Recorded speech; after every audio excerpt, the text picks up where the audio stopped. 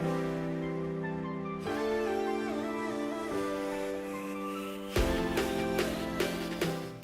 y'all, hey, it's your girl Brittany.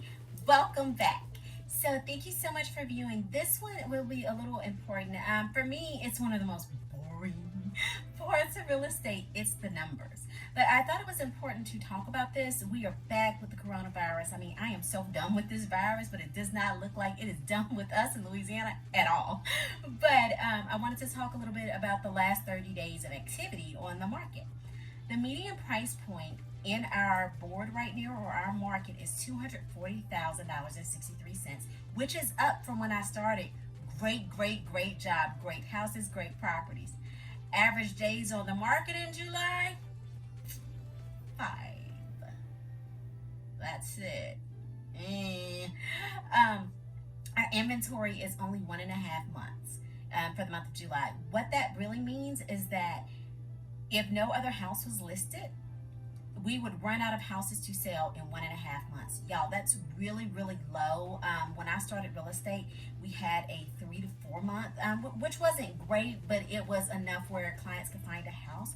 I'm sure potential buyers, y'all are seeing the frenzy right now.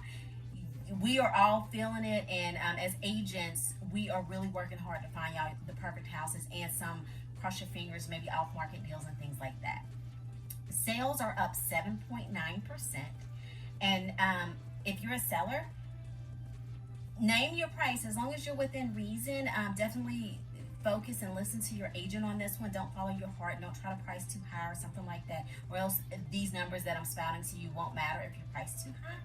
But if you listen to your agent and you price appropriately, you will be selling for 100% of list price. So for buyers, what that means for y'all is when your agent pulls your comps, if they don't see if they're pulling comps and it's within reason, then the seller is going to really get the price that they're asking. Okay, here is what's super unfortunate. Homes for sale are down almost a little bit over 45%. So that means we have a ton of people looking, not many houses for sale, and we have houses selling for the max amount. That means we are truly in a seller's market. We're down like nearly 50% of homes that we're used to seeing for sale. What does this mean for buyers? So there's still homes to be found, but I strongly encourage you to work with an agent who understands the nuances of this market. I refer to this market as ratchet. Sorry, there is no other thing to say. It's so ghetto, y'all.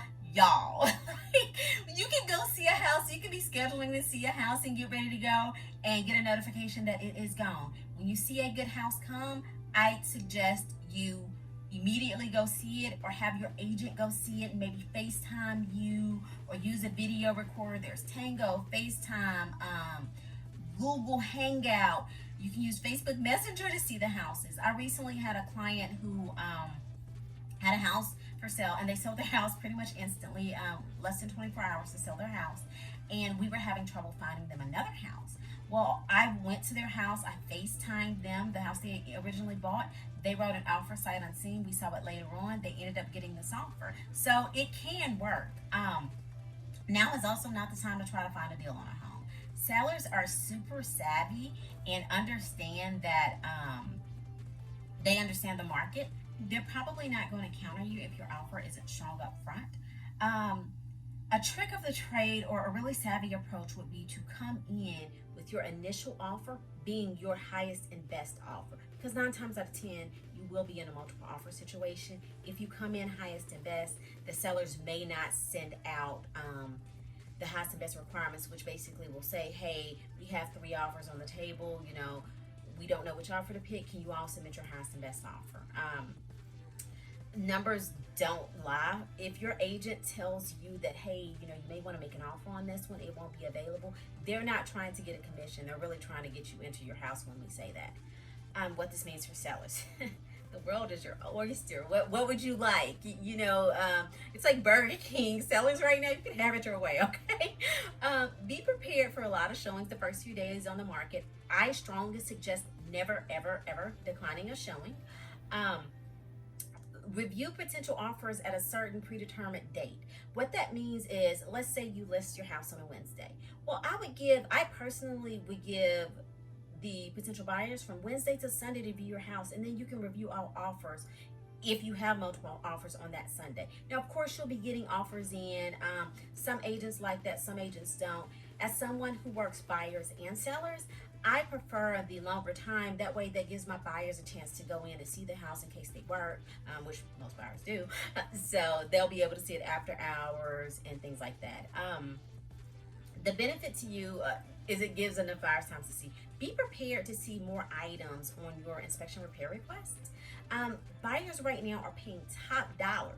Beautiful for you. I mean, your highest investment, which is your home, is netting just so much right now.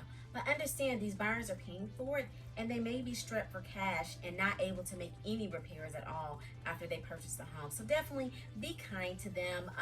I tend to live my life in a thought process of how would I feel if that happened to me. So I personally would feel that, any little nitpicky things that need to be repaired, it's your house. Go ahead and take care of those things for them.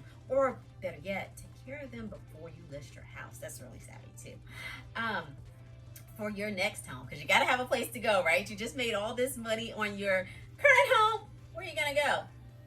We don't know.